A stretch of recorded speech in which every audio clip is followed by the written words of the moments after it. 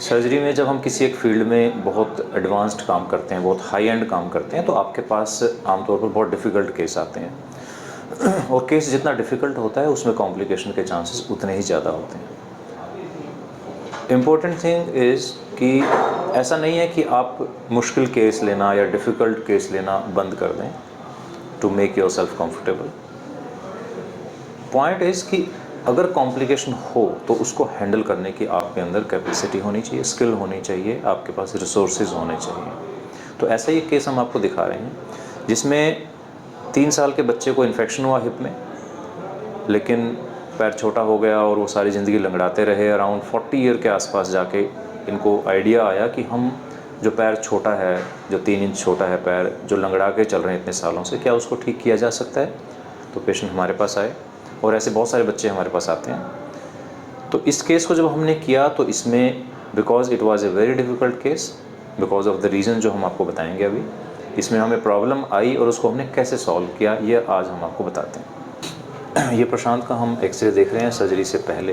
तो इसमें आप देखेंगे कि ये जो हेड का साइज़ है ये उसी स्टेज पर रुक गया है जब बच्चे को इन्फेक्शन हुआ था 3 साल की उम्र। तो ये ग्रो ही नहीं किया है। अगर आप इस तरफ देखें तो हेड का साइज़ कंप्लीट है, काफ़ी बड़ा साइज़ है, और उसी तरह से सॉकेट भी उतनी ही, एस्टेबुलम भी उतना ही डेवलप हो गया है। लेकिन यहाँ पर हेड का साइज़ उतना ही रह गया जितना 3 साल के बच्चे का होता है, और इसीलिए एसिटाबुलम भी ग्रो नहीं किया है। तो it is a very small size.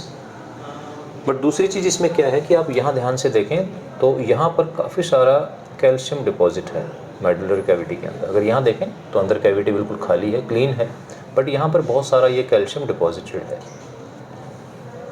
जब हमने सर्जरी शुरू की तो आप देखिए इसमें हमने सॉकेट का एक यूज़ किया था, नॉन सीमेंटेड इम्प्लांट यूज़ किया, और जो छोटा हेड था उसको हटा दिया है। That is an standard procedure. लेकिन जब हम यहाँ ड्रिल कर रहे थे तो आप देखेंगे कि यहाँ पर ये बहुत हार्ड था and we were actually penetrating through the cortex. तो यहाँ पर हम पियर्स कर रहे थे कॉर्टेक्स को, इसमें ज़्यादा आपको क्लियर दिखेगा। तो यहाँ पर हल्का सा फ्रैक्चर भी हो रहा है। तो जब हम यहाँ से जा रहे थे तो कैल्शियम की वजह से हमें यहाँ कोई रास्ता नहीं मिल रहा था, और ये कैल्शियम पूरा नीचे तक डिपॉजिटेड है, तो हमें स्टेम डालने की कोई जगह नहीं मिल रही थी। तो ये प्रॉब्लम हुई और हमने फैमिली के साथ शेयर किया कि हमें ये प्रॉब्लम आ रही है और हमें एक स्पेशल टाइप की ड्रिल इसके लिए अरेंज करनी पड़ेगी। तो जब आप फैमिली से पूरी बात करते हैं ट्रांसपेरेंटली तो वो एक्सेप्ट करते हैं उस चीज़ को।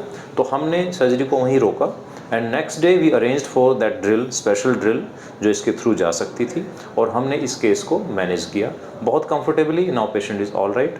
तो हम आपको दिखाते हैं final x-ray. So this is the final x ray.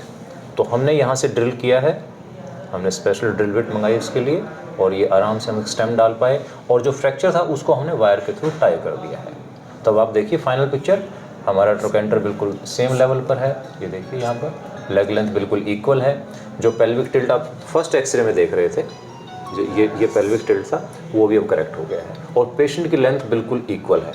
We will just wait for the fracture to unite, और जब ये फ्रैक्चर ठीक हो जाएगा 6 to 8 वीक्स के बाद पेशेंट नॉर्मल चलना शुरू कर देंगे। तो पॉइंट इज़ कि कॉम्प्लिकेशंस होंगी, अगर आप डिफ़िकल्ट केस करते हैं तो कॉम्प्लिकेशंस होंगी। और ये वीडियो एक्चुअली उन यंग सर्जन्स के लिए है जो अभी प्रैक्टिस शुरू कर रहे हैं और जो इस तरह के केस अगर अटैम्प्ट करेंगे, और आप इस तरह से अगर बीच में आपकी कुछ दिक्कत आ जाती है तो घबराने की बिल्कुल ज़रूरत नहीं है। फैमिली से डायरेक्ट बात करें, उनको समझाएं कि ये दिक्कत है, इसका ये सोल्यूशन हम आज कर रहे हैं, और they will accept it very nicely. तो उनको सारी बात बताइए और प्रॉपर अरेंजमेंट लेकर यू कैन रीअटेम्प्ट। तो अल्टीमेटली द एम इज़ कि पेशेंट ठीक होना चाहिए, फैमिली शुड बी कंफर्टेबल, और जो एंड रिजल्ट है वो बिल्कुल वैसा होना चाहिए जिसकी उम्मीद लेकर पेशेंट आपके पास आया है। Thank you.